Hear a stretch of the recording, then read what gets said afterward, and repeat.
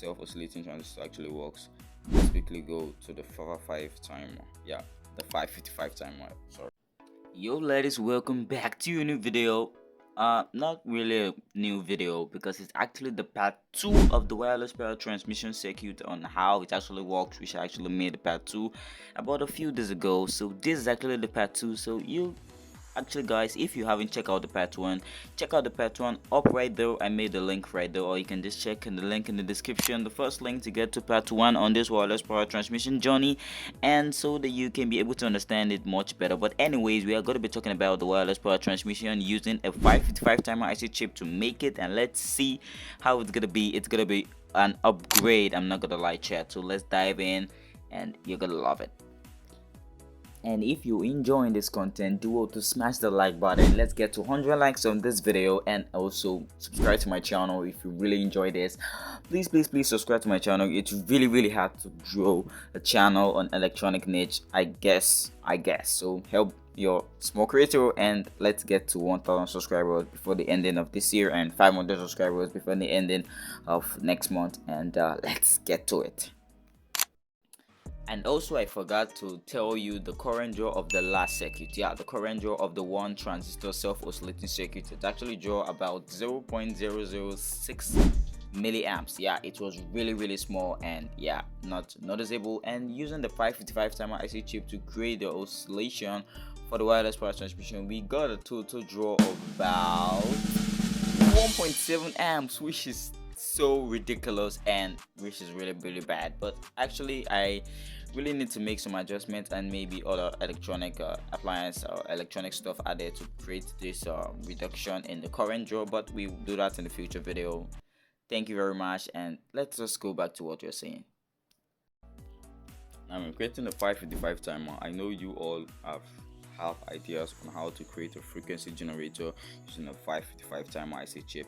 Now what we're actually doing here is we're actually creating a frequency, and nevertheless I actually forgot when I measured the frequency at which the last one transistor was operating at. We got about 2.1 megahertz, which was wow bruh.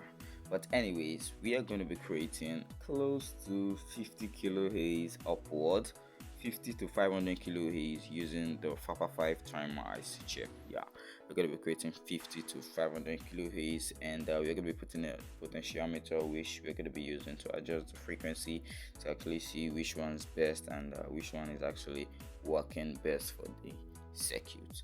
Now, creating the frequency generator using the 555 timer IC chip, I'm not going to be actually saying all the connections needed. I've made tons of projects using the 555 timer. You can just go check it out above. I created a link to all the videos on that, or you can check the link in the description, but I actually didn't post a link to there. You can just check it out there and you can see how to connect it.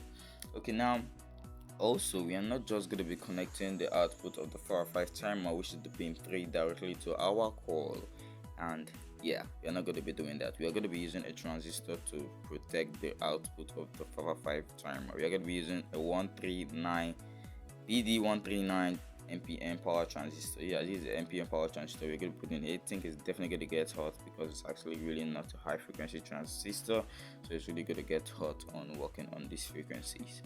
Now, these are the list of the components which I'm actually using: 10 kilo ohms on RU2, a 2.2k on R1, and a 1. And about 474 PF capacitor. I'm going to be making the edit on the screen right now.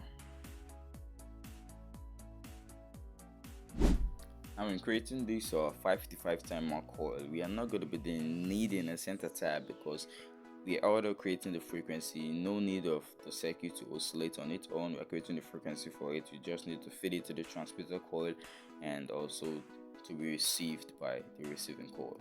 Then the receiving coil is, as usual, it's going to be connected to a LED to see if it actually gets any wireless power voltage. Let's test it out. Connecting is done. Now let me just show a little bit connections on how you're going to be connecting it to the transistor. Now the output side of the 555 timer is going to be connected to a base, to the base of the transistor, maybe through a 100 ohms resistor. You definitely need to put that. The emitter of the transistor is actually going to ground, and the collector side of the transistor is actually going to one leg of the transmitting coil, and then the other leg of the transmitting coil is going to go into positive. You can use 5 volts, 12 volts on this circuit. Without wasting much time, let's power it up and let's see how it goes. 3, 2, 1. Boom. Yep, it actually works pretty fine, but I actually saw that this is actually a total of increased tons, about 25 tons. Yeah, I increased the tons and decreased the size. Yeah, actually it didn't really have a range, so I think of increasing the size and reducing the tone. So the size of the tone is the size of the copper wire is now much bigger, and the tons is actually lesser, about 17 tons for each. And let's see how it works now. Boom, you can see it has more range. And also tuning the frequency, we got a good range using a lower frequency, and it actually didn't resonate using a higher frequency. So I think lower frequencies are good for this project.